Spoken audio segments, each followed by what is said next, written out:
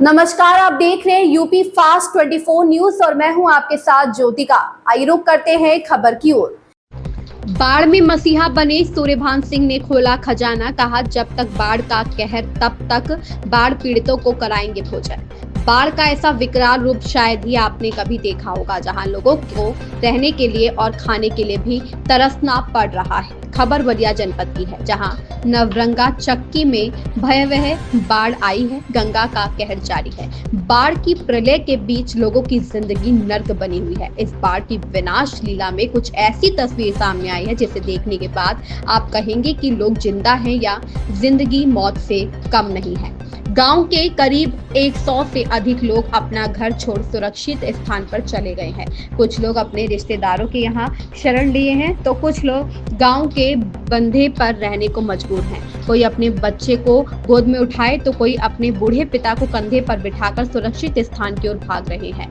भूख से तड़प रहे बच्चे की चिल्लाहट और चाहकर भी कुछ नहीं कर पाना भयंकर त्रासदी की कहानी बता रही है। सरकार की तरफ से बाढ़ पीड़ितों के भोजन की कोई व्यवस्था नहीं है। तहसील प्रशासन ने 2 दिन पकाया भोजन देने के बाद हाथ खड़े कर दिए।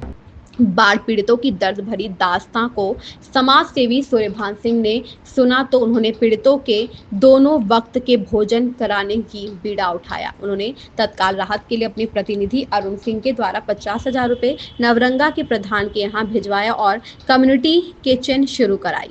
बताते चले कि कटान में आशियाने विलीन हो जाने या घिर जाने के बाद गंगा पार चक्की नौरंगा के करीब 150 परिवार पड़ोसी राज्य बिहार के बक्सर कोइलवर तटबंध पर शरण लिए हैं। सूर्यभान सिंह ने बताया कि जब तक बाढ़ रहेगी लंगर चलता रहेगा।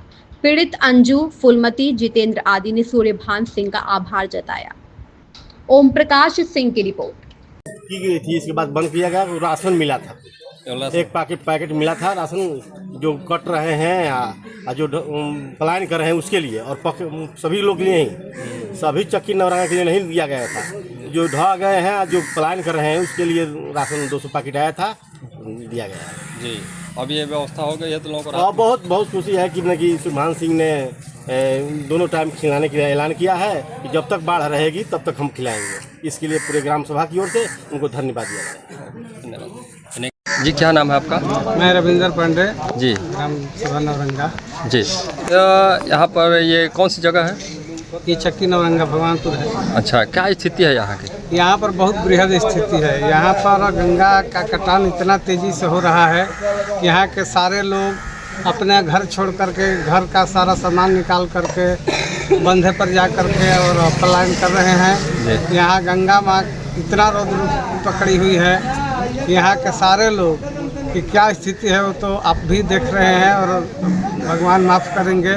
अभी तक यहाँ पर कोई राजनीतिक सेवा, कोई भी समाज सेवी यहाँ पर अभी तक नहीं आया है। यहाँ भी कटान है, हमारे नवरंगा में भी कटान है उसी तरह से, और कोई मदद अभी तक हमारे यहाँ आज से ये सूर्यभान सिंह जी आए हुए हैं समाज सेवी, जो आज ऐलान किए हैं कि आज से जितने दिन ये गंगा का कटान, गंगा का रौद्र रूप रहेगा, जितने यहाँ के पीड़ित लोग हैं सारे लोग का दोनों टाइम का भोजन पकाई ये खिलाएंगे।